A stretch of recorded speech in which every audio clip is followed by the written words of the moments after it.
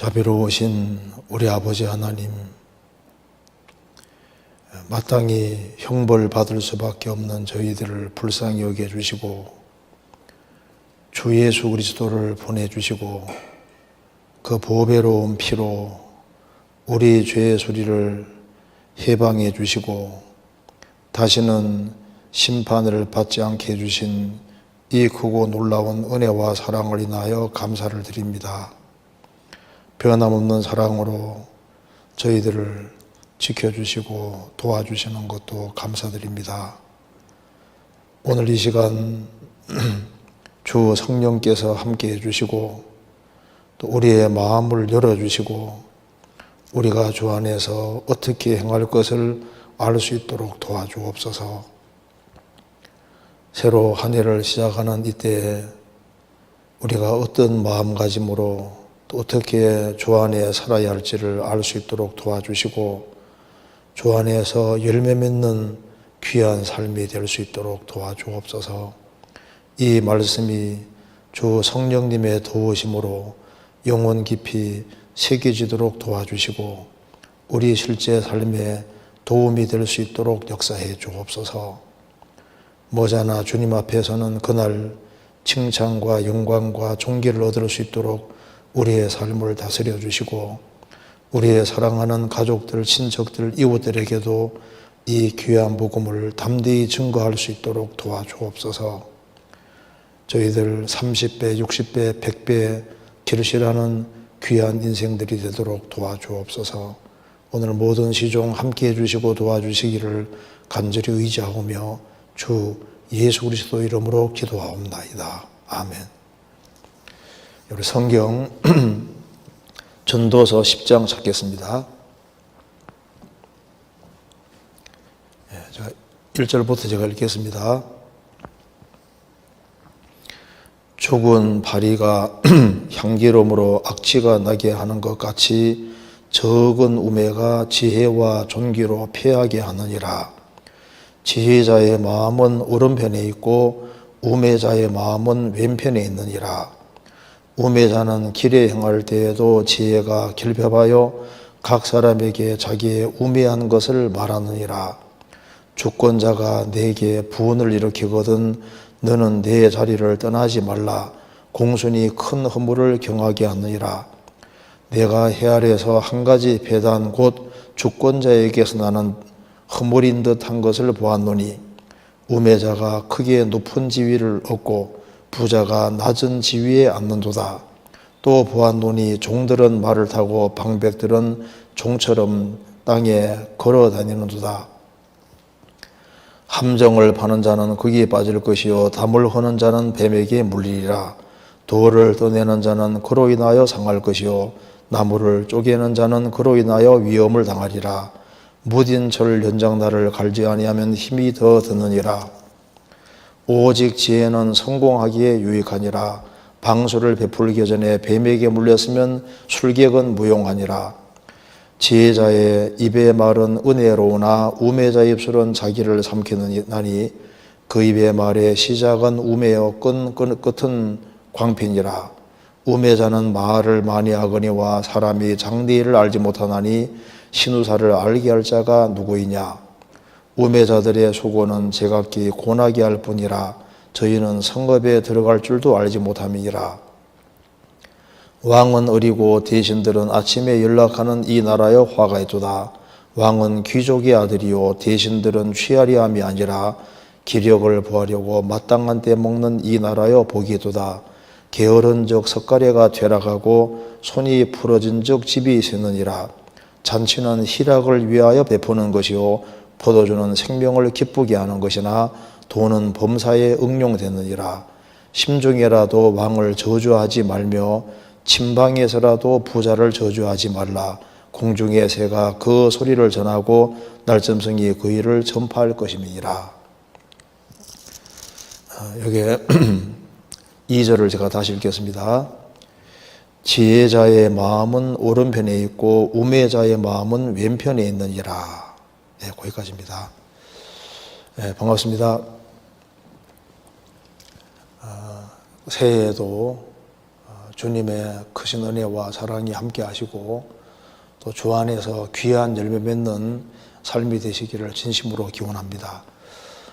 제가 오늘은 이제 새해를 새로 시작한 지 얼마 되지 않았고 또 수원교회 식구들에게 좀 새해를 시작하는 데 있어서 실제 신앙생활에 좀 도움이 되는 것을 좀 말씀드릴까 합니다. 그래서 오늘은 지혜로운 자의 삶을 살자라는 그 제목으로 말씀을 드려보도록 하겠습니다.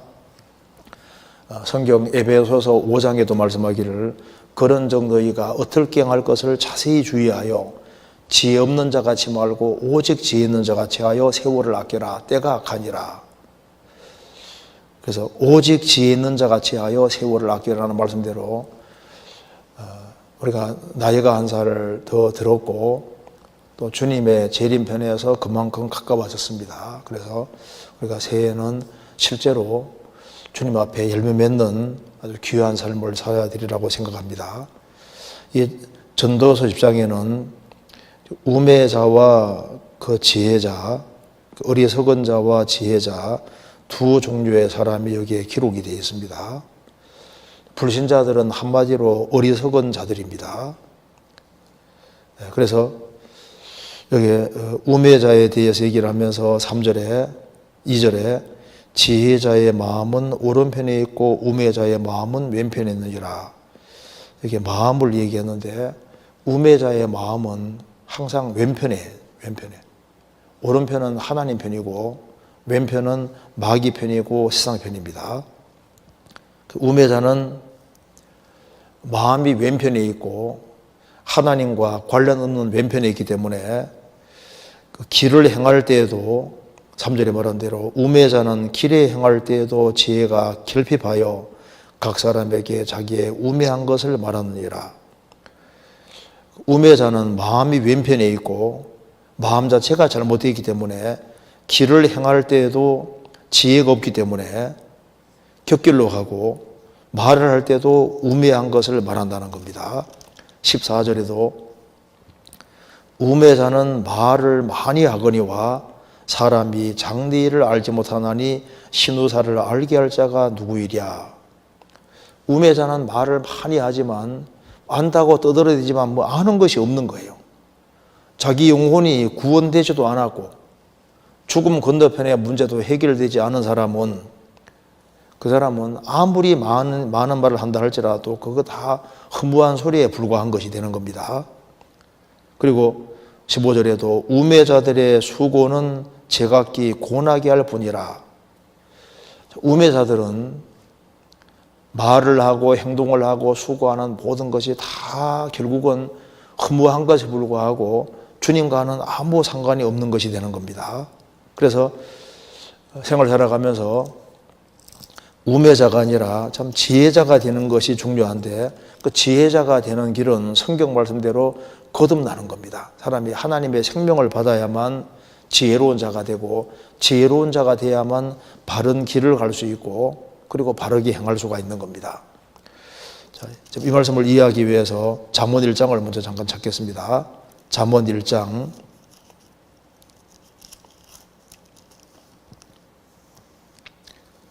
22절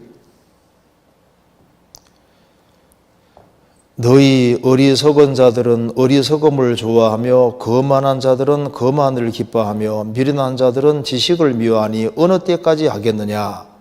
나의 책망을 듣고 돌이키라. 보라 내가 나의 신을 너희에게 부어주며 나의 말을 너희에게 보이리라. 자, 어리석은 자들은 어리석은 자니까 어리석음을 좋아합니다.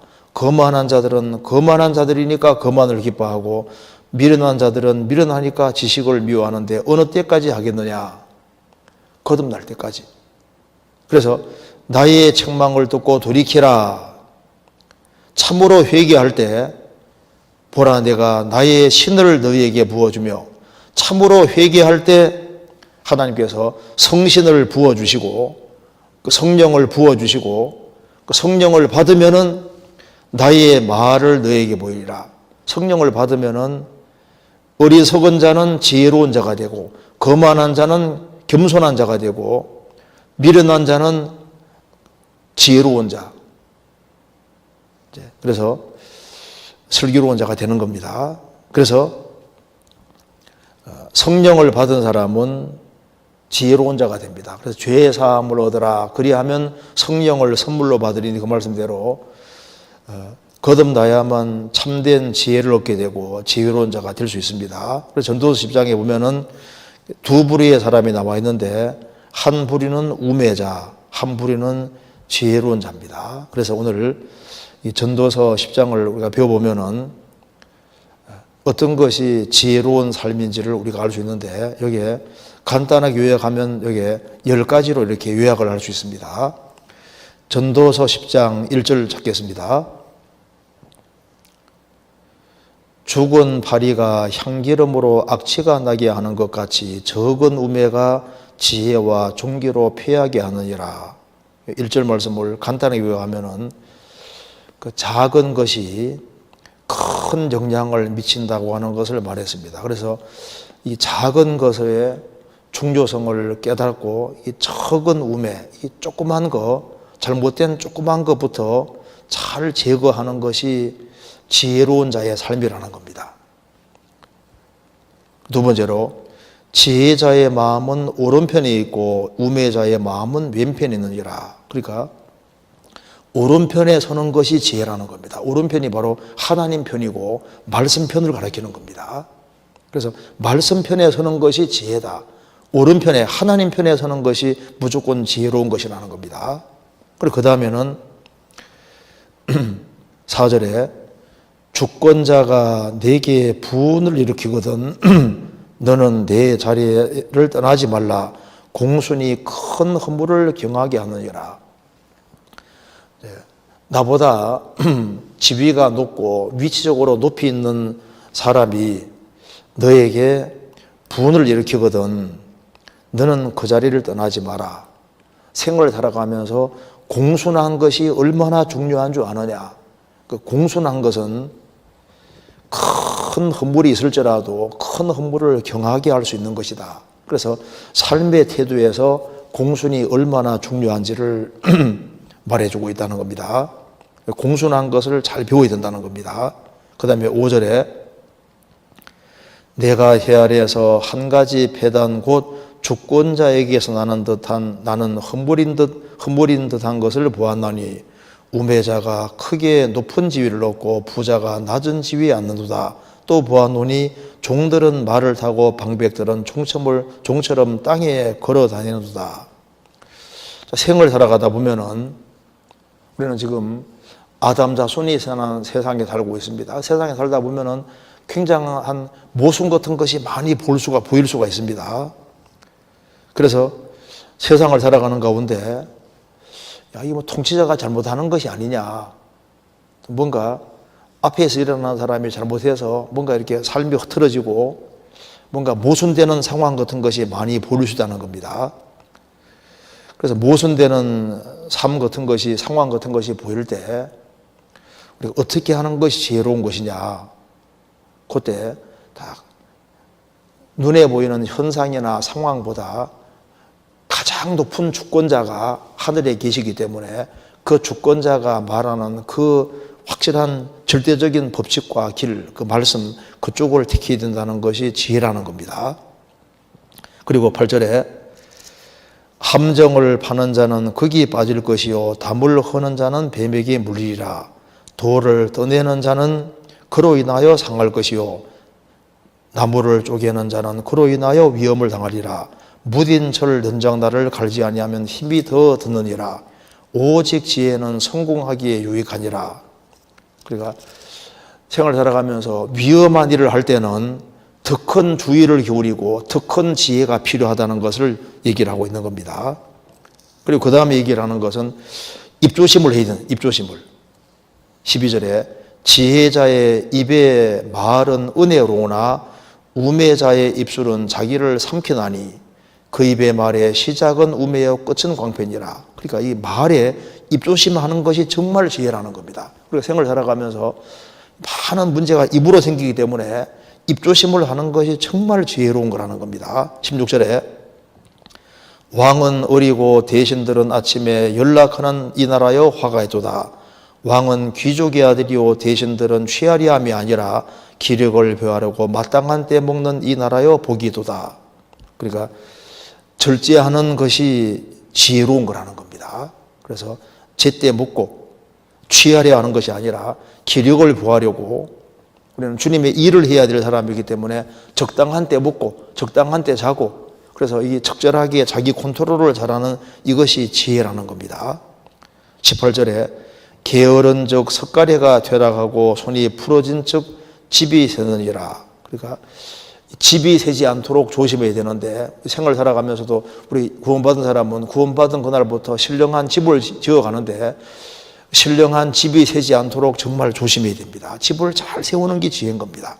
그리고 19절에 잔치는 희락을 입어 베푸는 것이요 포도주는 생명을 기쁘게 하는 것이나 돈은 범사에 응용되느니라. 전도서에서 이 돈이 굉장히 중요한 거니까, 돈은 범사에 응용이 되고 돈이 굉장히 중요한 거라니까 이 돈을 지혜롭게 활용하는 것이 그게 꼭 필요하다는 겁니다. 그리고 마지막으로는 심중에라도 왕을 저주하지 말며 침방에서라도 부자를 저주하지 마라.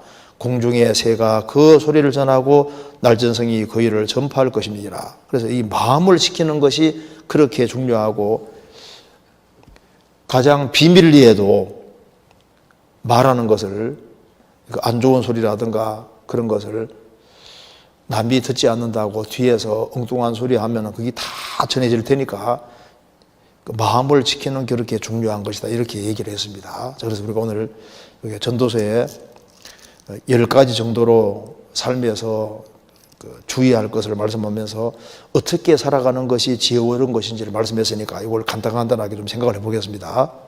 자, 전도서 10장 1절입니다. 죽은 파리가 향기름으로 악취가 나게 하는 것 같이 적은 우매가 지혜와 존귀로 패하게 하느니라. 지구상에서 가장 지혜롭다고 하는 솔로몬이 전도서를 기록했고, 우리 실제 삶에 도움이 되도록 하기 위해서 여기에 성령의 감동으로 기록을 했습니다. 전도 10장 첫 번째가 죽은 파리가, 원래 복수로 되어 있습니다. 죽은 파리들이 그 말입니다. 죽은 파리들이 향기름에 죽은 파리들이 있으면 결국은 이게 죽은 파리들이 악취를 나게 만듭니다. 그것처럼 적은 우매가 지혜와 존귀로 패하게 하느니라. 이 향기름을 악취나게 하는 것이 죽은 파리들인 것처럼 지혜와 존귀는 얼마나 좋은 것인데, 이 적은 우매가 지혜와 존귀로 패하게 할 수 있다. 적은 것이 내 신앙을 망치게 할 수 있다는 겁니다. 일본에서 한 남자가 벌레 잡으려고 살충제를 막 쫙 뿌리다가, 요리하고 있는 데서 이 막 뿌리다가 그게 이제 불이 붙어버린 거예요. 불이 붙어서 집이 4채나 다 타버렸습니다. 그러니까 벌레 하나 잡으려고 집 4채 태우면 이거 어리석은 거잖아요. 조그만 것이 큰 해를 끼칠 수 있기 때문에 우리가 새해를 시작하는 입장에서 신앙생활을 잘해야 되겠는데, 죽은 파리들이 향기름으로 악취가 나게 하는 것처럼 내 신앙생활에서 이 조그만 잘못된 것들이 내 신앙생활을 망칠 수 있기 때문에, 내가 이것만 제거하면은 신앙생활을 잘할 수 있을 텐데 하는 그것이 있으면은 새해를 시작하는 시점에 그것을 없애고 시작하는 것이 그게 지혜로운 겁니다. 성경 아가서 2장입니다. 아가서 2장 15절. 우리를 위하여 여우 곧 포도원을 허는 작은 여우를 잡으라. 우리의 포도원에 꽃이 피었습니다. 성경은 이스라엘 민족 전체도 포도원이라고 했고, 그리고 가정생활에서 신랑 신부가 사귀고 살아가는, 같이 동거하고 살아가는 것도 포도원이고, 우리의 마음도 포도원입니다. 그래서 이스라엘이란 포도원에 그 여우가 들어오는 것은 성경에서 여우가 거짓 일꾼이라고 성경에 말하고 있는데요. 이스라엘 역사 속에서 거짓 일꾼을 용납하면은 이스라엘이 망하게 되는 겁니다. 우리 개인 생활 속에서도 또 주님과 나와 같이 살아가는 것도 포도원인데, 내 신앙 생활 속에서, 내 마음 속에서 열매 맺는 것을 막는 것이 그 작은 여우입니다. 그래서 우리를 위하여 여우 곧 포도원을 허는 작은 여우를 잡으라. 여우들로 복수로 되어 있습니다. 본문에는 작은 여우들을 잡으라. 우리의 포도원에 꽃이 피었음이니라. 포도원을 허는 작은 여우를 잡으라. 포도원에 꽃이 피면 그 다음 열매가 맺히게 되는데, 열매 맺는 것을 막는 것이 그 작은 여우들입니다. 그 작은 여우들을 잡아라. 내가 이것만 제거하면은 신앙생활을 잘할 수 있을 텐데, 그 신앙생활을 잘하는 것을 막는 것이 그게 여우인 거예요. 내가 이거 술만 딱 정리하면은 신앙생활 멋지게 할 텐데, 그게 작은 여우가 되는 겁니다. 담배만 딱 끊으면은 신앙생활 멋지게 할 텐데, 내가 이것만 딱 끊으면은. 근데 우리의 삶을 보면은 우리 삶에 뭔가 중간에 끼어 들어와서 그것이 작은 여우식으로 되어 있는 것이 있을 수 있는 겁니다. 야곱이 20년 동안 라반 집에서 처가살이 생활을 했습니다. 그래서 돌아올 때 야곱이 자신이 얻은 것을 가지고 돌아오는데, 야곱의 아내 라헬이 뭘 가져왔습니까? 그게 드라빔, 아버지의 휴대용 신 우상을 훔쳐 가지고 왔잖아요. 그러니까 뭔가 나오는데 그 속에 가지고 나오는, 몰래 가지고 나온 것들이 있습니다. 그것을 빨리 제거하는 것이 그게 지혜였던 겁니다. 이사야 2장 찾겠습니다. 이사야 2장 7절. 그 땅에는 은금이 가득하고 보화가 무한하며, 그 땅에는 마필이 가득하고 병거가 무수하며, 그 땅에는 우상도 가득하므로 그들이 자기 손으로 짓고 자기 손가락으로 만든 것을 공경하며 하여. 자, 이 당시에 이스라엘 땅에 은금도 가득하고 보화가 무한하며 땅에는 마필이, 말이 막 가득하고 병거가 무수한데, 자세히 보면 그 땅에 우상도 가득하다. 세상 만사가 잘 돼서 이것저것 많은 것이 들어오는데 그 사이에 우상도 끼어 들어올 수 있는 겁니다. 우리 생활도 마찬가지입니다. 아브라함이 롯과 같이 가나안 땅에 들어갔는데, 가나안 땅에 기근이 있어서 이제 아브라함과 롯이 애굽으로 내려갑니다. 애굽으로 내려갔다가 돌아오는 그 사이에 아브라함은 신앙이 회복됐지만 롯은 애굽에 내려갔다가 돌아오는 사이에 세상 사랑이 속에 들어온 거예요. 묻어 들어온 겁니다. 그걸 빨리 제거해야 되는데 제거 안 하니까 아브라함의 가축의 목자와 롯의 가축의 목자 사이 다툼이 있을 때 그걸 이용해서 분리되는 길을 택하고 소돔으로 내려갑니다. 그러니까 세상 사랑하는 마음이 끼어 들어와서 그걸 가지고 있으니까 아브라함과 분리되어서 결국은 소돔에 들어가고 불 가운데 없는 구원이 되는 겁니다. 그래서 우리가 어떻게 하면 이 새해에 하나님의 축복을 받는 그런 삶이 될 수 있느냐? 포도원을 허는 작은 여우를 잡으라. 우리의 포도원에 꽃이 피었습니다. 우리 포도원에 꽃이 피었는데 조금만 시간이 지나가면 이제 열매가 맺히게 되는데, 열매 맺는 것을 막는 것이 작은 여우인 것처럼, 이 작은 것, 이건 뭐 별거 아니야 하고 이걸 남겨두는 그것 때문에 올해 많은 열매 맺을 수 있는데, 열매를 많이 맺을 수 있는 것을 막는 것이 있을 때, 처음부터 그것을 제거할 때 한 해를 잘 시작하는 것이 되는 겁니다. 그래서 내가 이거 한 가지만 확실히 딱 제거하면은 내가 신앙생활을 잘할 텐데, 신앙생활에 진부할 텐데, 그래서 그걸 처음부터 제거하고 시작하면은 새 많은 열매를 맺게 될 겁니다. 그리고 전도서 10장 2절, 지혜자의 마음은 오른편에 있고 우매자의 마음은 왼편에 있느니라. 지혜자의 마음은 오른편에 있고 우매자의 마음은 왼편에 있느니라. 성경에서 오른편은 하나님 편, 정의로운 편, 말씀 편입니다. 왼편은 어리석은 자, 마귀 편을 가리키는 겁니다. 그래서 마태복음 25장에 보면은 예수님이 재림하실 때 목자가 양과 염소를 분별하는 같이 하여 양은 오른편에 염소는 왼편에 두리라. 그리고 오른편에 있는 자들에게 말하기를 창세로부터 이제 너희를 위해 예비된 나라를 상속하라. 오른편에 있는 사람은 축복받은 사람이고 왼편에 있는 자들에게는 이르시되 마귀와 그 사자들을 위해 예비된 영영한 불에 들어가라. 그래서 오른편과 왼편, 그리고 오른편과 왼편을 하나님이 만들어 놓으신 분이 하나님이십니다. 오른손도 만들어 놓으셨고 왼손도 만들어 놓으셨는데 성경에서는 항상 하나님의 의로운 오른손으로 붙들리라. 그 오른손을 항상 말씀하시고 오른쪽을 말씀하는데 오른쪽이 주님 편을 가르치는 겁니다.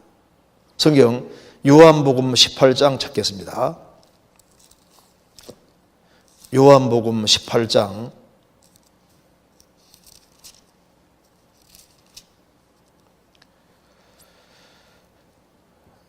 5절 4절부터 제가 읽어보겠습니다. 4절부터 제가 읽겠습니다. 18장 4절, 예수께서 그 당할 일을 다 아시고 나아가 가라사대 너희가 누구를 찾느냐 대답하되 나사렛 예수라 하거늘 가라사대 내로라 하시니라. 그를 파는 유다도 저희와 함께 섰더라. 예수님을 3년 반 동안 따라다니는 가룟 유다가 예수님 편에 서는 것이 아니라 예수님 반대편에 서서 은 30 받고 예수님을 팔아먹는 사람 편에 서고, 그래서 예수님을 잡으러 오는 사람 편에 섰습니다. 유다는 왼편에 선 아주 대표적인 사람인 겁니다. 이게 얼마나 슬픈 이야기입니까? 그를 파는, 예수님을 파는 유다도 저희와 함께 섰더라. 예수님 편에 서지 아니하고 예수님 반대편에 서 있는 거예요. 오른편에 서는 사람은 지혜로운 사람입니다. 오른편. 성경 레위기 14장에 보면은 문둥병 환자를 깨끗하게 할 때 제사를 드리는데 피와 기름을 찍어서 오른쪽 깃뿌리, 오른쪽 엄지, 오른쪽 발 엄지에 피와 기름을 바릅니다. 왼쪽에 바르는 게 아니라 오른쪽에 바릅니다. 그러니까 오른쪽 귀에 바르고 오른쪽 엄지에 바르고 오른쪽 발가락에 왜 바르냐면은 오른편 하나님 편으로 구별된 것을 말하는 겁니다. 우리도 구원받기 전에 비참한 죄인으로 살았는데 이제 구원받은 사람은 오른편에 속해 될 사람이기 때문에 오른쪽 깃뿌리에 바르는 이유가 뭡니까? 이제부터는 오른편에 속하는 하나님의 말씀을, 하나님 편의 말씀을 계속 들어야 될 것을 보여주시고, 손과 발 쪽에 오른쪽에 바르는 것은 하나님 편에 속해서 하나님 편에서 서서 옳은 일, 바른 일, 정의로운 일, 그 일을 해야 될 것을 보여주시는 거예요. 그래서 새해 누구 편에 소속될지를 분명히 해야 됩니다. 내가 주님 편에 서서 생을 살아갈 거냐, 그리고 주님을 머리로 받드는 사람들이 모이는 무리 교회 편에 설 것이냐, 그리고 말씀 편에 설 것이냐, 이런 확실한 태도를 분명히 하고 신앙생활을 해야 되는 겁니다. 시편 119편입니다.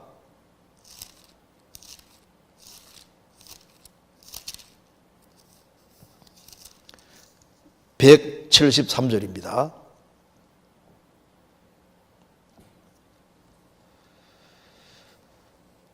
내가 주의 법도를 택하여 싸우니 주의 손이 항상 나의 도움이 되게 하소서. 내가 주의 법도를 택하여 싸우니, 선택을 해야 되는데, 내가 주의 법도를 택하여 싸우니 주의 손이 항상 나의 도움이 되게 하소서. 오른편을 택하는 사람, 주님 편을 택하고 주님 말씀 편을 택하고 주의 법도를 선택했습니다. 말씀 붙잡고 오른편을 택하고 살아가는 사람, 그 사람은 이제 새해 주님이 역사해 주시는 것을 아시게 될 겁니다. 요한복음 21장에 예수님이 제 아들에게 나타나셨습니다. 제 아들은 밤새도록 수고했지만 물고기 한 마리 못 잡았습니다. 예수님께서 얘들아 물고기 있느냐? 없습니다 하니까 배를, 그물을 배 오른편에 던져라. 왼편이 아니라 오른편입니다. 오른편에 던지니까 153마리 큰 물고기가 잡혔습니다. 오른편에 던져라. 오른편은 하나님 편이고 말씀 편이고 하나님 말씀에 순종하는 편입니다. 그래서 하나님 말씀에 근거해서, 주님 말씀에 근거해서 던지니까 물고기가 많이 잡힌 것처럼 신앙생활의 결실도 하나님 말씀 편을 택할 때 아주 귀한 결실이 있게 되는 겁니다. 그 다음에 전도서 10장 다시 보시겠습니다.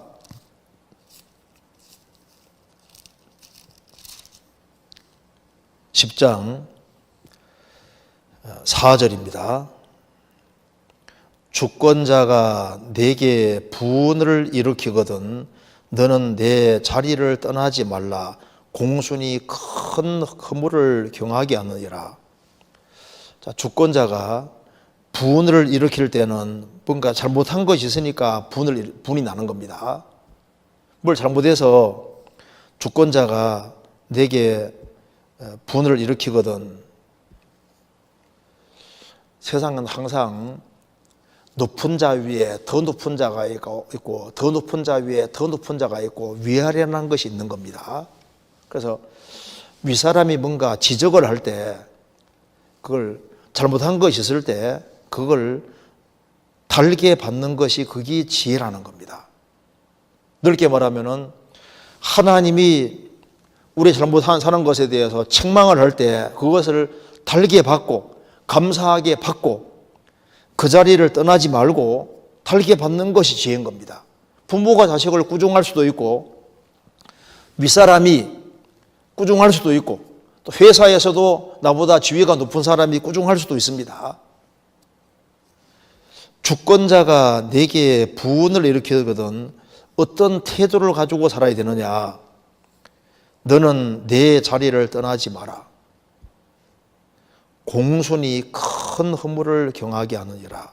세상에는 위아래라고 하는 것이 있기 때문에 권위 아래 순종하고 참고 견디고 공손하게 순종하고 그것을 달게 받는 것이 그게 지혜라는 겁니다. 그러니까 바른 태도라는 게 참 중요하다는 겁니다. 사람들은 잘 되면 다 자기 탓이고 잘못되면 다 제도 탓이고 초당 탓 남의 탓이라고 하는데 이 태도가 참 인생에서 중요하다는 겁니다. 그래서 가정생활하는 속에서도 바른 태도를 가지고 살아야 되고 자녀도 부모 앞에서 바른 태도, 직장생활 속에서도 바른 태도, 신앙생활 속에서도 바른 태도가 참 중요한 거예요. 그래서 하나님께서도 우리에게 잘못된 걸 지적할 때 그걸 달게 받고 용서를 구하고 돌이키고 열심히 살아가는 것이 지혜인 겁니다. 그래서 시편 94편 12절에도 여호와여 주의 징벌을 당하며 주의 법으로 교원하심을 받는 자가 복이 있다. 그 받는 자가 시보리에는 사람이 단어가 두 가지인데요. 그냥 일반적인 사람하고 대장부 같은 그 사람을 힘 있는 사람을 가리키는데 여기도 여호와여 주의 징벌을 당하며 주의 법으로 교훈하심을 받는 대장부가 복이 있다. 그러니까 하나님이 징벌하실 때 그걸 징벌을 달게 받고 용감하게 그걸 기꺼운 마음으로 받고 자기를 고치고 열심히 살아가는 그게 대장부다운 겁니다. 삶에서 정말 공순이라는 것이 참 이게 중요한 겁니다. 그래서 항상 높은 자 위에 더 높은 자가 있고 더 높은 자가 있고 가장 높으신 하나님이 계시기 때문에 우리 어떤 태도로 생을 살아야 되느냐?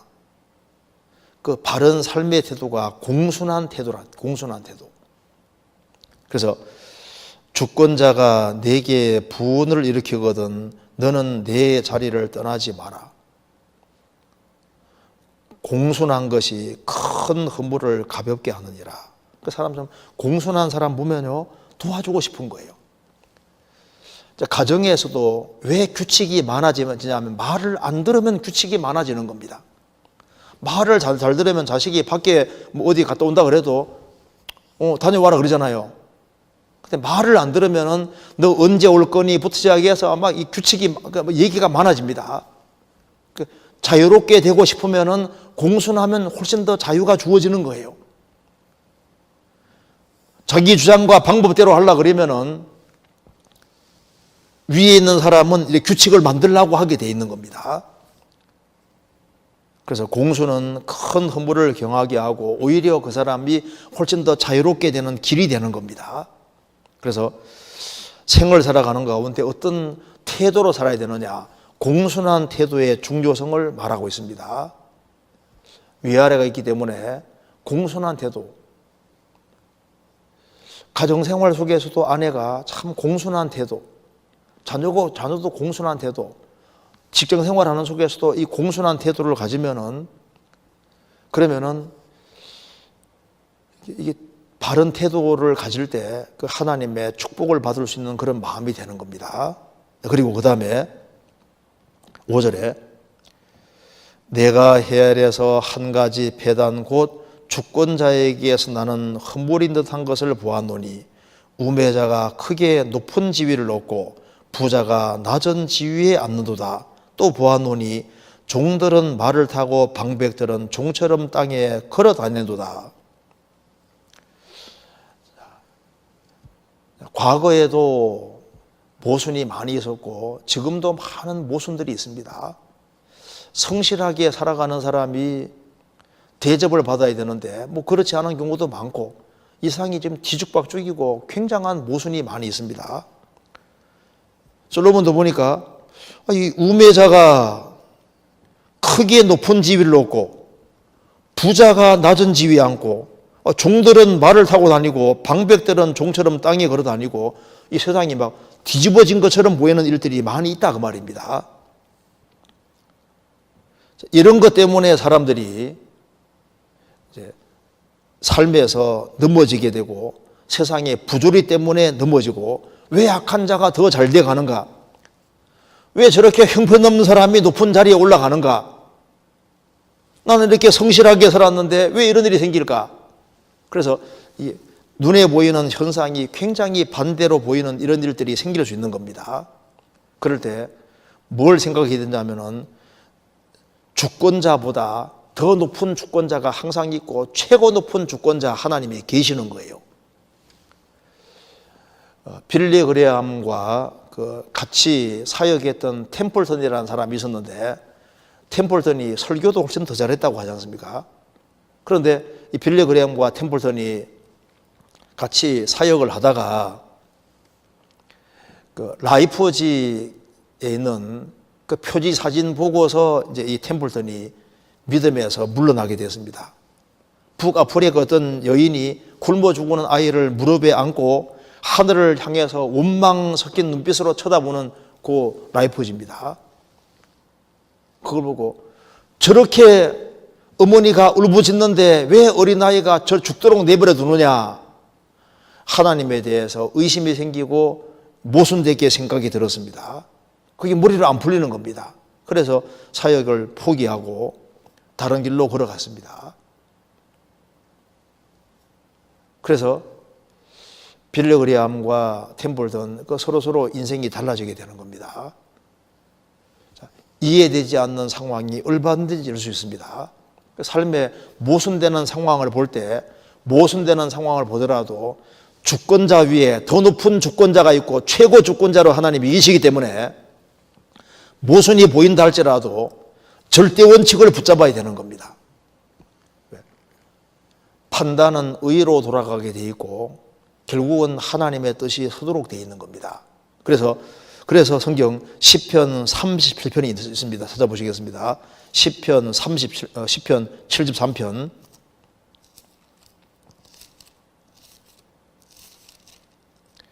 어떤 경우에도 절대 원칙을 붙잡아야 됩니다. 1절에 73편 1절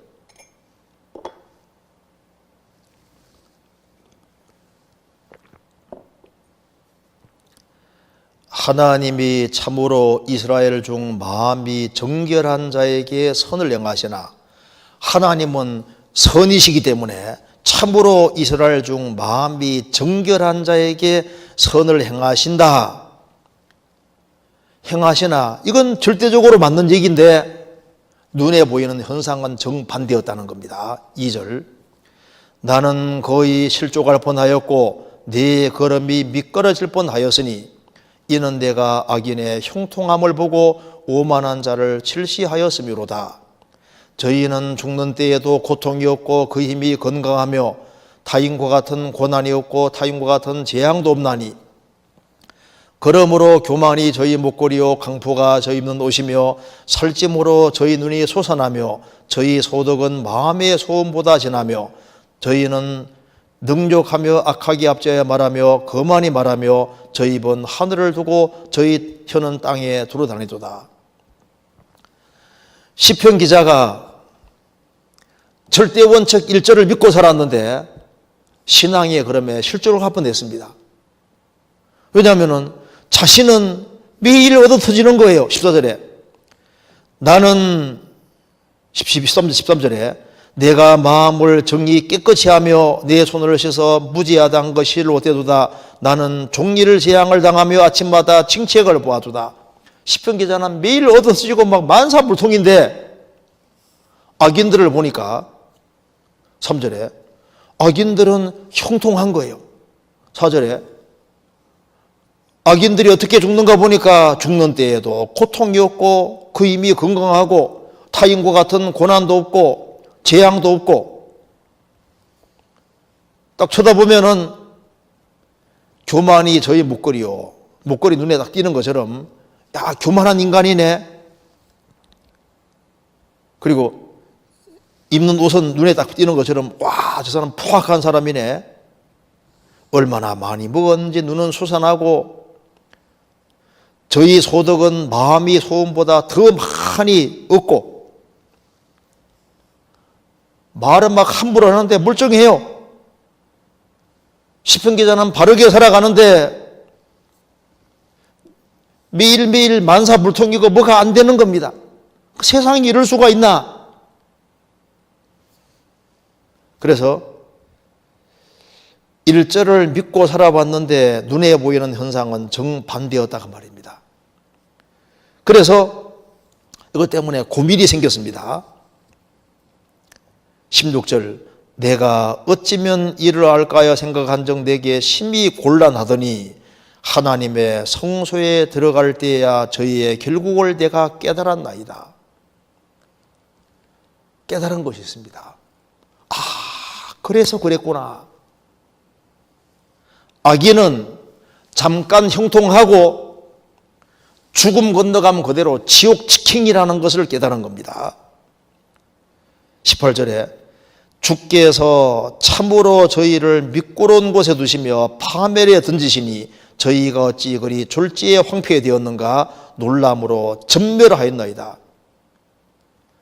죽음 건너가면은 그대로 지옥 직행이라는 걸 깨달았습니다. 그러면 시편 기자는 뭘 깨달았냐면은 이걸 깨달은 겁니다. 24절 주의 교훈으로 나를 인도하시고 후에는 영광으로 나를 영접하시리니 하늘에서는 주의 누가 내 깃으리요 땅에서는 주밖에 나의 사모할 자 없나이다. 아, 나는 지금 주의 교훈 안에 들어와 있구나. 훈련병으로 있구나. 주의 교훈으로 나를 인도하시고 후에는 영광으로 나를 영접하시리니 하나님 나를 훈련시키고 있었구나 하는 걸 깨달은 겁니다. 그래서 하나님은 참으로 마음이 정결한 자에게 선을 행하시는 것이 맞구나. 육신적으로 만사형통하고 잘 돼가는 것이 무조건 복이 아니고 또 어려움을 당한다고 해서 무조건 화가 아니구나. 나는 훈련병이구나. 군대 입대하지 않은 사람하고 입대한 사람 다릅니다. 군대 입대한 사람은 제대할 때까지 많은 훈련을 받잖아요. 대학 안 들어간 사람 다릅니다. 대학 들어간 사람은 4년 동안 커리큘럼 따라서 고생합니다. 구원받은 사람은 구원받은 데부터 주님 앞에 갈 때까지 훈련병으로 있기 때문에 하나님께서 일부러 어렵기도 하시고 여러 가지를 엮어서 훈련시켜서 나중에 영광으로 영접해 하시는 거예요. 그래서 삶의 모순을 본다 할지라도 1절 하나님이 참으로 이스라엘 중 마음이 정결한 자에게 선을 행하신다. 이 원칙을 항상 붙잡아야 되는 겁니다. 그래서 로마서 8장 28절에 말한 대로 하나님을 사랑하는 자 곧 그 뜻대로 부르심을 입은 자들에게는 모든 것이 합력하여 선을 이루느니라. 모든 것이 합력하여 선을 이룬다. 하나님이 선하신 분이기 때문에 되돌아보면은 결국은 선이 이루어집니다. 요셉의 삶도 돌이켜보면은 모순처럼 보였지만은 선이 이루어졌습니다. 욥이라는 사람도 엄청난 재앙을 당했지만은 돌이켜봤을 때 결국엔 선이 이루어지는 겁니다. 시편 37편입니다.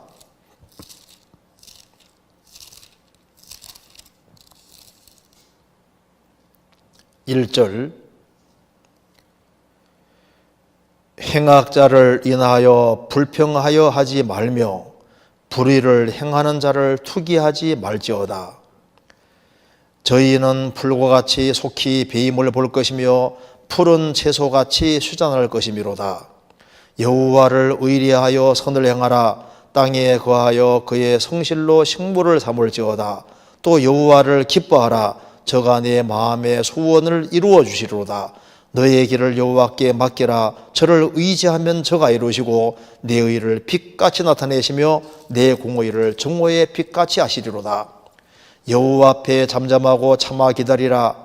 자기 길이 형통하며 악한 꾀를 이루는 자를 인하여 불평하여 말지어다. 여호와 앞에 잠잠하고 참아 기다리라.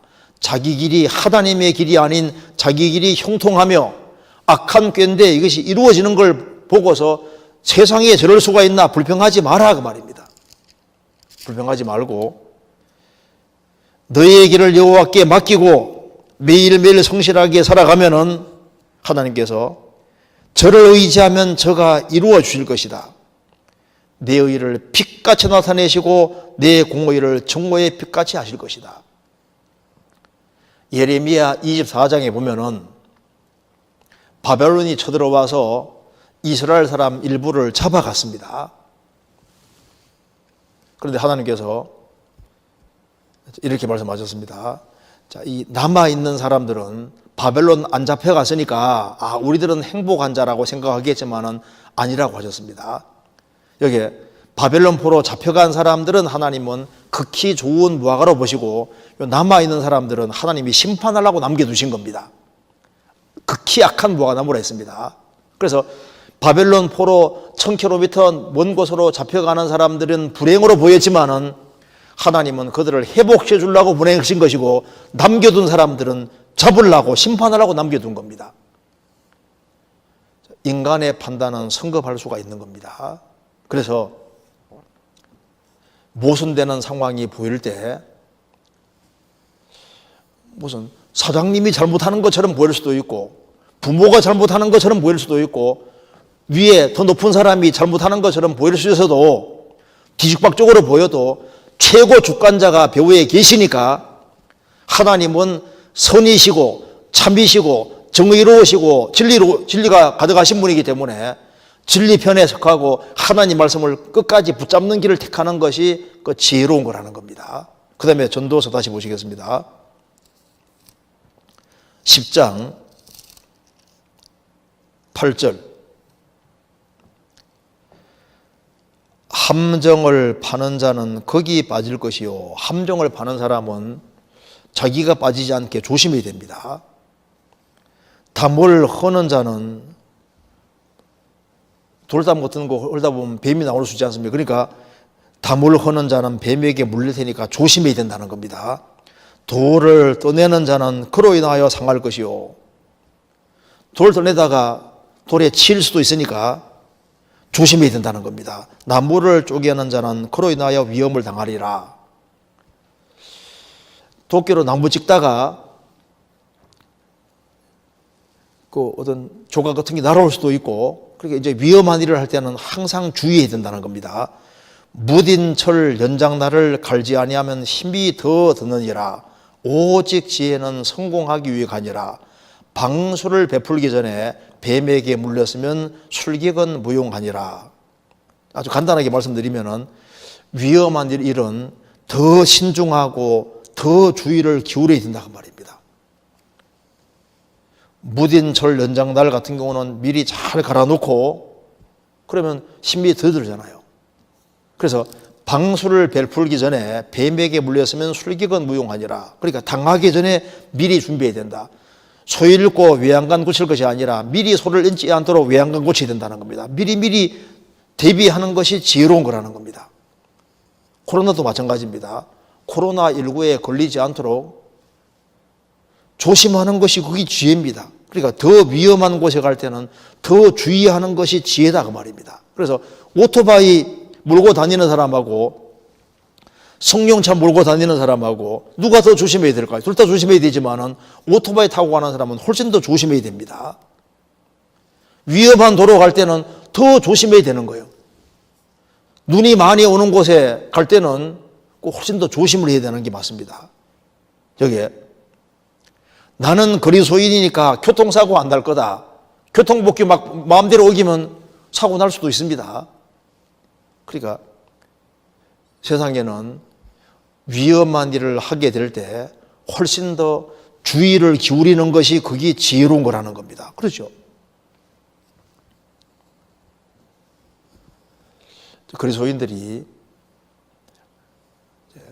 그리스도인들에게 주님이 지혜라는 걸 주셨기 때문에 그 지혜를 잘 활용하는 그것이 필요합니다. 그래서 위험한 일을 할 때는 그전보다 훨씬 더 신경 써야 되는 겁니다. 그래서 어떤 경우에 이렇게 인쇄소 같은 데 이렇게 있는 사람들은 이렇게 옛날 같은 경우는 이렇게 종이를 집어넣고 손 빼고 이렇게 자르는 거, 재단 같은 거 할 때 실수하면 손 잘릴 수도 있거든요. 그러니까 이게 위험한 일을 할 때는 최대한 내가 당하지 않도록 최대한 주의를 해야 되는데 그리스도인들도 스스로 조심해야 될 것을 성경이 말씀하고 있는 겁니다. 특별히 위험한 곳에 갈 때, 위험한 일을 할 때는 조심해야 되는데 제일 위험한 것은 심판대 앞에 서는 거예요. 그리스도인의 심판대 앞에 서야 되기 때문에 세상에 제일 위험한 곳은 심판대 앞입니다. 그래서 주님 심판대 앞에 서야 될 사람이기 때문에 매일매일 조심조심 살아가는 게 정말 지혜로운 겁니다. 자, 그런데 여기 이제 넘어가서 그 다음 여기에 중요한 걸 보겠습니다. 12절에 지혜자의 입의 말은 은혜로우나 우매자의 입술은 자기를 삼키나니 그 입의 말의 시작은 우매여 끝은 광편이라. 우매자는 말을 많이 하거니와 제 말씀에서 자 지혜자의 입의 말은 은혜로우나 입을 조심하고 이 말을 참 조심하는 것이 이게 지혜로운 겁니다. 우리 시대에 말을 아주 정말 막 하는 시대입니다. 무조건 막 혀로 이기려고 하는데 그게 참 지혜가 없는 거예요. 성경 시편 12편 찾겠습니다. 시편 12편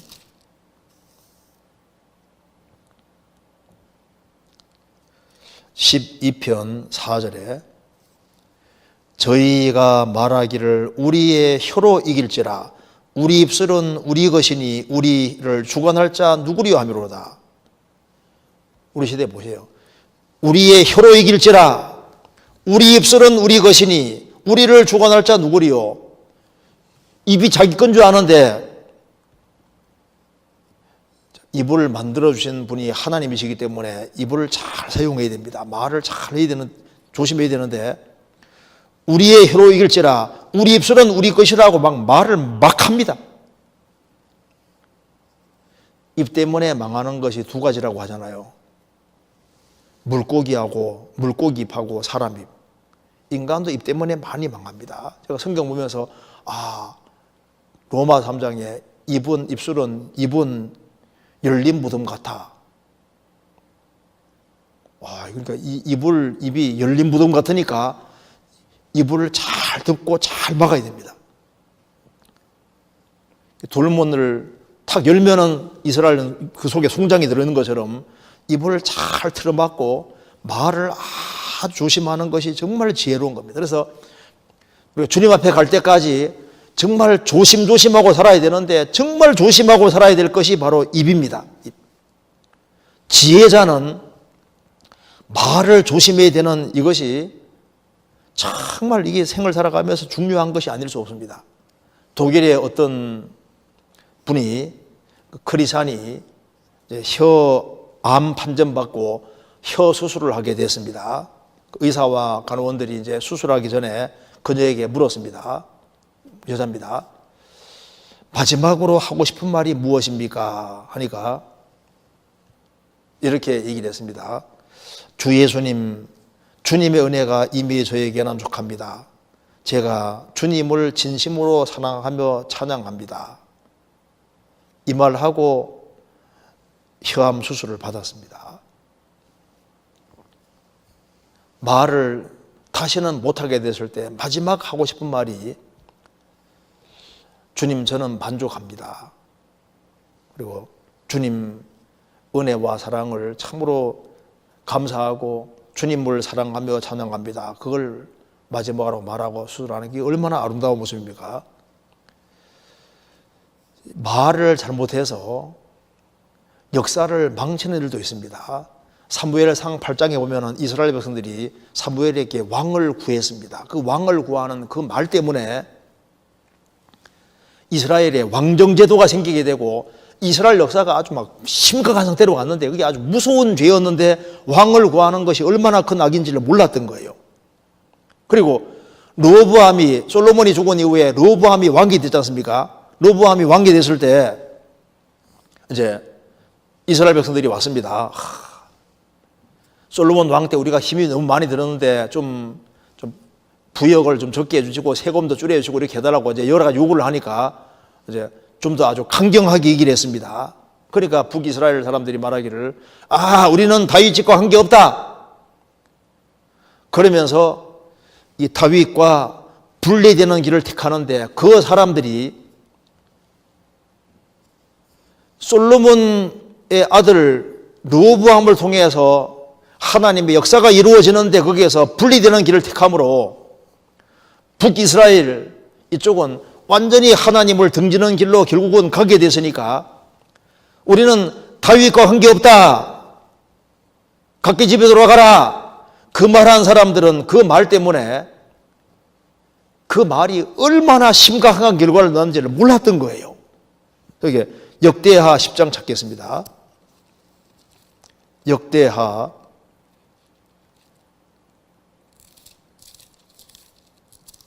10장 16절. 온 이스라엘이 자기들의 말을 왕이 듣지 아니함을 보고 왕에게 대답하여 가로되, 우리가 다윗과 무슨 관계가 있느뇨? 이새의 아들에게서 어비옵도다. 이스라엘아, 각각 너희 장막으로 돌아가라. 다윗이여, 이제 너는 네 집이나 돌아보라 하고 온 이스라엘이 그 장막으로 돌아가니라. 자기들의 요구사항이 안 들어지니까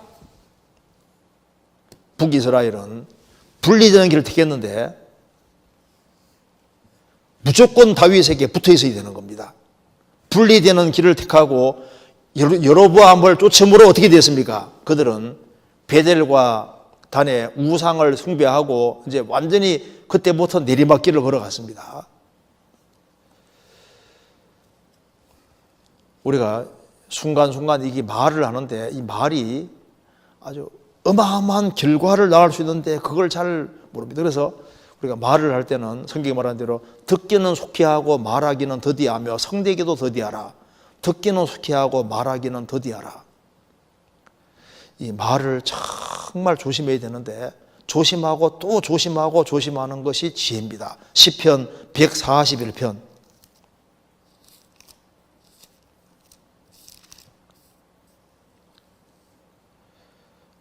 3절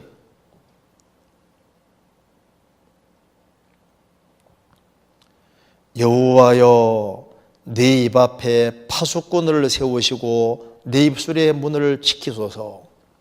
여호와여 내 입 앞에 파수꾼을 세워주십시오. 내 입술의 문을 지켜주십시오. 내 마음이 악한 일에 기울어 죄악을 행하는 자와 함께 악을 행치 말게 하시며 저희 진술을 먹지 말게 하소서. 의인 나를 칠지라도 은혜로 여기며 책망할지라도 머리에 기름같이 여겨서 내 머리가 이를 거절치 아니할지라. 저희의 재난 중에라도 내가 항상 기도하리로다.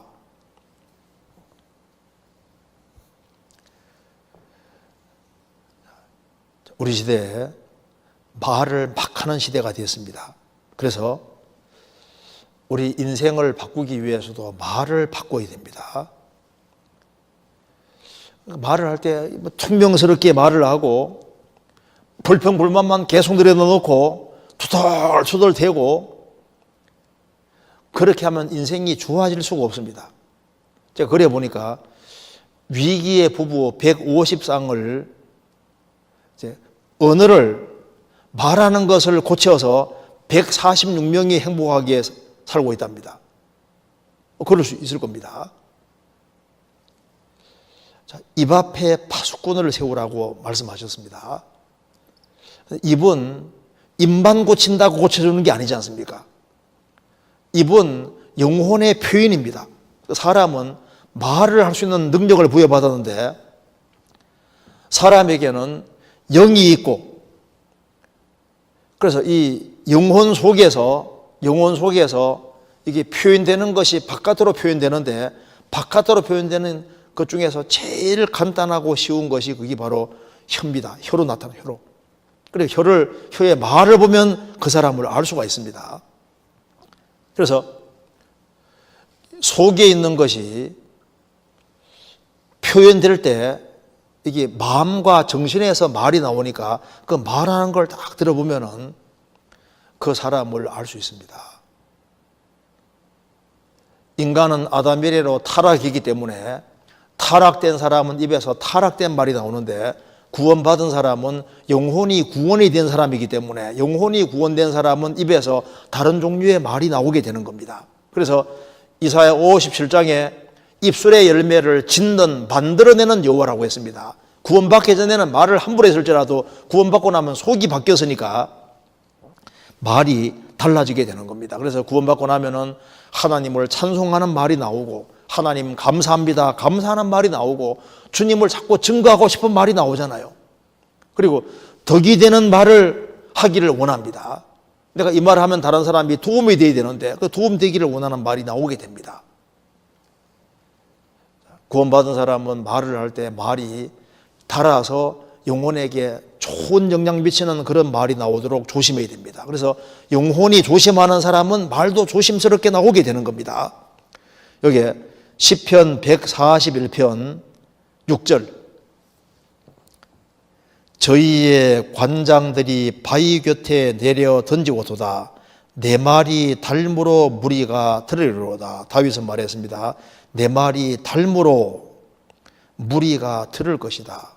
참 말이 달다고 했습니다.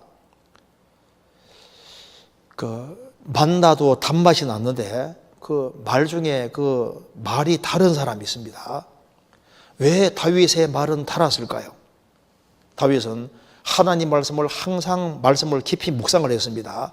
그래서 시편 119편 103절에 주의 말씀에 맛이 내게 어찌 그리 단지요.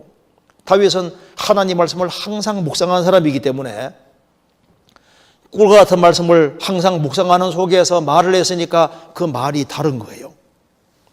또한 다윗은 하나님 말씀을 묵상할 뿐 아니라 하나님 말씀을 지키고 살았고 체험했기 때문에 여호와의 인자하심을 맛을 보고 알았기 때문에 자기가 깨닫고 하는 말이기 때문에 그래서 그 말이 달고 힘이 있는 겁니다.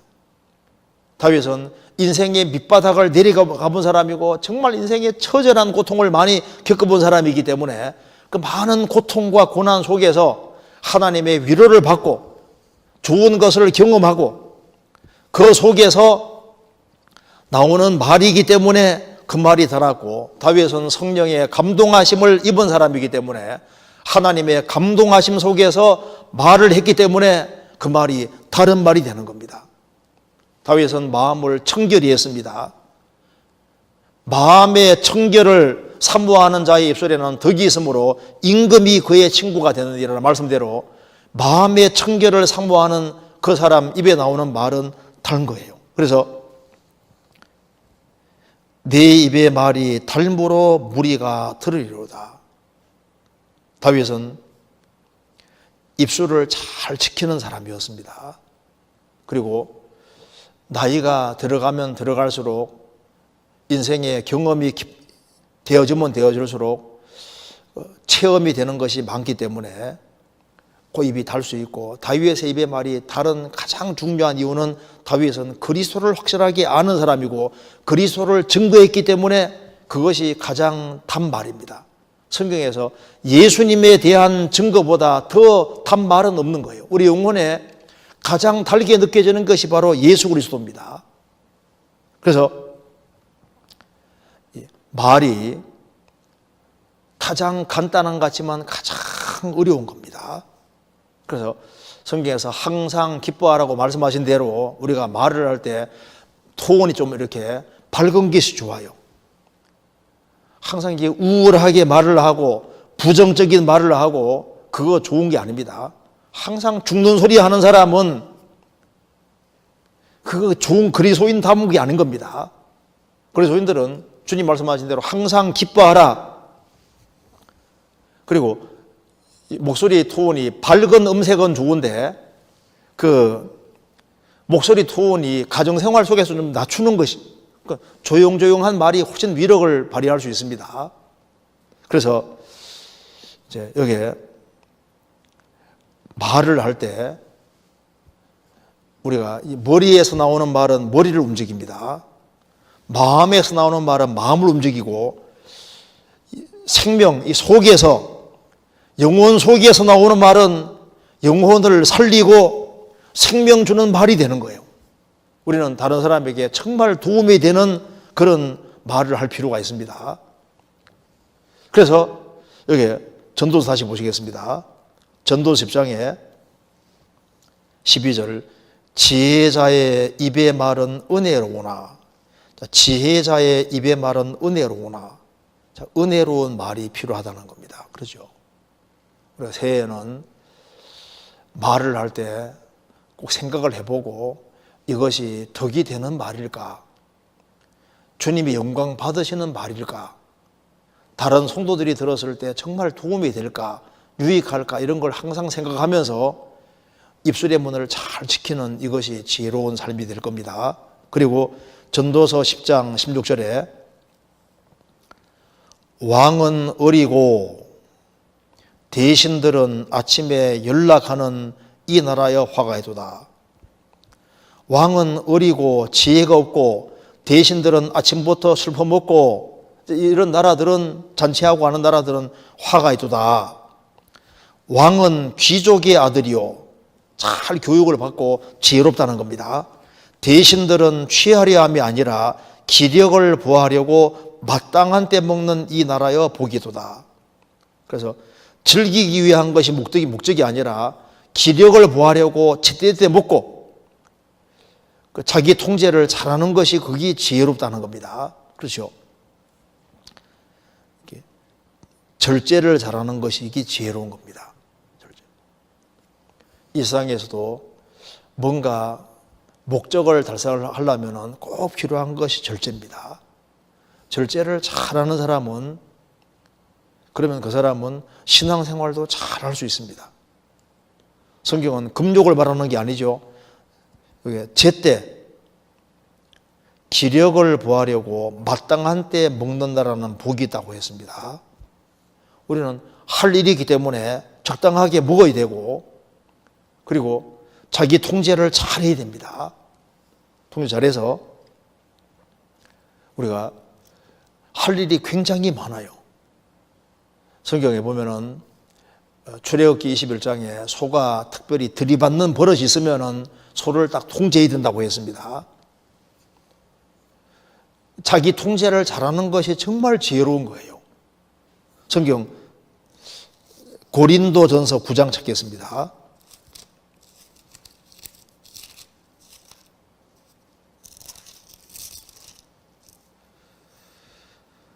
(9장 24절) 운동장에서 다름질하는 자들이 다 달아날지라도 오직 상 얻는 자는 하나인 줄을 너희가 알지 못하느냐. 너희도 또록 이와 같이 다름질하라. 이기기를 다투는 자마다 모든 일에 절제하나니 저희는 썩을 면류관을 얻고자 하되 우리는 썩지 아니할 것을 얻고자 하노라. 이기기를 다투는 자마다 모든 일에 절제한다. 저희는 썩을 면류관을 얻고자 하되 우리는 썩지 아니할 것을 얻고자 하노라. 이 세상에서 다른 박씨를 1등해도 월계수 씌워줄 때 그것도 썩어버립니다. 근데 우리는 썩지 않는 영원한 것을 얻기를 갈망하는 사람이기 때문에 자기 통제를 잘하는 것이 필요합니다. 그래서 가정생활 속에서도 자기 통제를 하고 세상을 살아가는 가운데서도 언어와 행실에서 정말 통제를 하는 것이 필요합니다. 그래서 이 몸은 종처럼 음하게 불어야 됩니다. 그게 지혜로운 거예요. 성경 전도서 다시 보시겠습니다. 자, 그러면서 여기에 18절 게으른 적 석가래가 퇴락하고 손이 풀어진 적 집이 쇠는지라. 자, 집을 잘 지어야 되는데 집을 잘 짓기 위해서는 부지런해야 됩니다. 그래서 게으르면은 석가래가 퇴락하고 손이 풀어진 적 집이 쇠느니라. 집을 잘 세워야 되는데 부지런한 것이 지혜라는 겁니다. 부지런한 것이. 아가서 찾겠습니다. 아가서 1장 16절 나의 사랑하는 자야 1장 16절입니다. 너는 어여쁘고 화창하다. 우리의 침상은 푸르고 우리 집은 백향목 들보 잣나무 석가래로구나. 우리 침상은 푸르고, 침상은 피로를 푸는 곳입니다. 우리 침상은 푸르고, 푸르다는 것은 생명의 활동이 크다는 겁니다. 그래서 이제 이 장래성이 밝은 걸 말하는 겁니다. 우리의 침상은 푸르고 우리 집은 백향목 대들보에 잣나무 석가래로구나. 우리 집은 아주 튼튼하다는 겁니다. 이 백향목이 성막을 만들 때 여기 성전 만들 때 주된 재료입니다. 잣나무도 똑같이. 그래서 백향목 들보 잣나무 석가래로구나. 무슨 말입니까? 집이 튼튼하다 그 말입니다. 자, 그리스도인들도 신앙의 집이 새지 않도록 조심해야 되는데 신앙의 집이 새지 않도록 하기 위해서 어떻게 해야 됩니까? 일단은 부지런해야 됩니다. 우리가 새해 신앙의 집을 잘 지어야 되는데 고린도전서 3장에 말한 대로 금은 보석으로 집을 잘 지으려면은 일단은 부지런해야 됩니다. 부지런해야지 금은 보석으로 불타지 않는 집을 지을 수 있는데 게을러지면 여기저기가 새는 거예요. 그래서 우리가 부지런하게 신앙의 집을 지어야 되는데 부지런해야만 성경을 볼 수 있고 부지런해야만 기도할 수 있고 부지런해야만 교제에 참여할 수 있고 부지런해야만 이것저것 다 할 수 있는 겁니다. 부지런한 게 바탕이 안 되면은 무조건 신앙의 집도 새게 돼 있는 거예요. 우리가 이 가정의 집도 부지런해야만 튼튼하게 될 수 있는 겁니다. 그래서 우리가 새해에는 좀 더 부지런하게 사는 것이 필요하다는 것을 본문에서 알 수가 있습니다. 전도서 10장 19절입니다. 그리고 이게 잔치는 희락을 위하여 베푸는 것이요 포도주는 생명을 기쁘게 하는 것이나, 또 잔치는 기쁨을 위해 베푸는 것인데 기쁨을 위해서 포도주가 항상 사용되었습니다.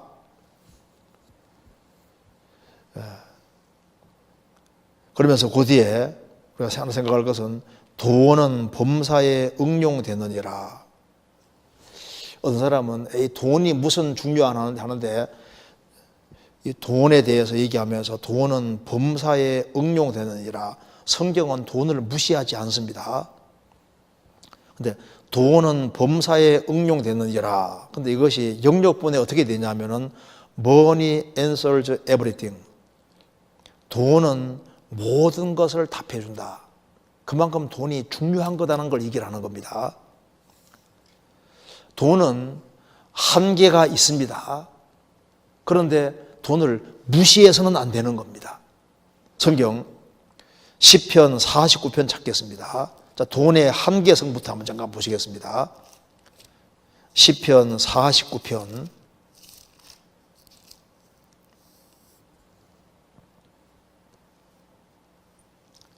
6절. 자기의 재물을 의지하고 풍부함으로 자긍하는 자는 아무도 결코 그 형제를 구속하지 못하며 저를 위하여 하나님께 속전을 바치지도 못할 것은 저희 생명의 구속이 너무 귀하며 영영이 못할 것임이라.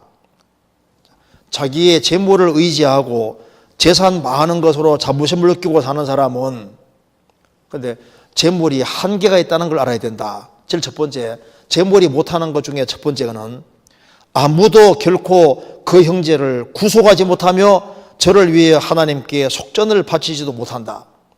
한 사람의 생명의 구속은 너무너무 귀하기 때문에 돈 가지고 안 된다. 이 지구상에 있는 돈을 다 가져와도 한 사람 영혼은 못 산다 그 말입니다. 그래서 돈 가지고 안 되는 것이 뭐냐면 영혼을 천국 보내는 그거 자체는 안 된다 그 말입니다. 그래서 첫 번째는 돈은 영혼을 값주고 사는 자체는 안 된다. 그걸 얘기했습니다. 그 다음에 9절. 저로 영존하여 썩음을 보지 않게 못하리니 저가 보리로다. 지 있는 자도 죽고 우준하고 무지한 자도 같이 망하고 저희 재물을 타인에게 끼치노도다. 저희의 속생각에 그 집이 영영이 있고 그 거처가 대대에 미치리라 하여 그 전지를 자기 이름으로 칭하도다. 사람은 존귀하나 장구치 못하며 멸망하는 짐승 같도다. 영혼 자체가 돈 가지고 구원되는 것도 아니고, 왜 영혼 값은 너무 비싸니까 돈 가지고 안 되고, 또 한 가지는 저로 영존하여 썩음 보지 않게 못하리니 죽어가는데 죽는 것을 돈이 막을 수가 없다 그 말입니다. 생명은 연장시킬지 몰라도 죽는 것 자체는 못 막는 거예요.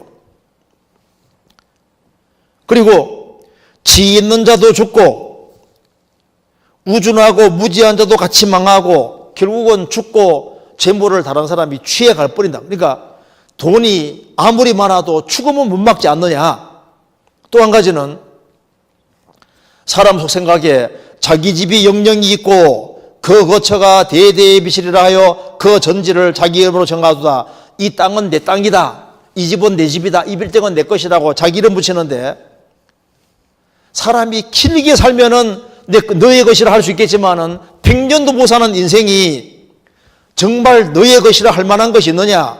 사람은 존귀하나 장고치 못하며 멸망하는 짐승 같도다. 재물은 진정으로 내 것이라 할 수 있는 게 없다는 겁니다. 왜? 잠시 후에 다 두고 가야 되니까. 그래서 이렇게 말했습니다. 16절에 사람이 치부하여 그 집 영광이 더할 때 너는 두려워 말지어다. 사람이 돈을 많이 벌어서 떵떵거리고 잘 살고 잘 돼갈 때 너무 심각하게 생각하지 말라는 겁니다. 저가 죽음에 가져가는 것이 없고 그 영광이 저를 따라 내려가지 못함이로다. 저가 비록 생시에 자기를 축하하며 스스로 좋게 함으로 사람들에게 칭찬을 받을지라도 그 역대의 일조에게로 돌아가리니 영영이 빛을 보지 못하리로다. 죽을 때 가져가는 것이 없고 세상 영광이 지옥까지 내려가는 게 아니다 그 말입니다. 살아있을 때는 사람에게 축하도 받고 좋게 함으로 스스로 좋게 하면 사람에게 칭찬은 받았지만은 하나님의 칭찬은 못 받았지 않습니까? 그러니까 여기에 뭘 말하냐면은 이 재물이 영혼을 천국 보내는 것도 못하고 죽음도 못 맞고 너의 것이라고 해도 그게 얼마 후에 죽을 때 다 놓고 가는 거니까 너의 것이라 할 만한 것이 없다 그 말이에요. 그러니까 세상에서 떡덩거리고 잘 살고 돈이 막 너무 많아지고 해도 심각하게 생각하지 마라. 죽음 건너갈 때 다 놓고 가는 거다 그 말입니다. 재물은 이 세상 사는데 잠깐 필요한 거다 그 말입니다. 그러면 이 돈이 못하는 것이 많다고 해도 또 잘하는 할 수 있는 것도 많이 있다는 것을 전도서가 말하고 있는 겁니다. 돈은 범사에 응용되느니라. 그래서 요한 뇌설에는 말했습니다. 그리스도인들은 최대한 많이 벌어라. 합법적으로 최대한 많이 벌어서 자기를 위해서는 최소한 쓰고 주님의 영광을 위해서는 최대한 많이 사용해라. 이렇게 말한 겁니다. 잠언 31장에 현숙한 여인도 부지런히 모았습니다. 왜 부지런히 모았냐면은 가난하고 불쌍한 사람들이 보이는 거예요. 우리는 할 일이 있기 때문에 이 세상에서는 지식과 돈이 큰 영향을 미치기 때문에 최대한 많이 배우고 그리고 최대한 열심히 모아서 뭘 해야 되냐 하면은 돈은 범사에 유용하고 특별히 전도하는 데 굉장히 유용합니다. 그래서 주님께서 이렇게 말씀하셨습니다. 누가복음 16장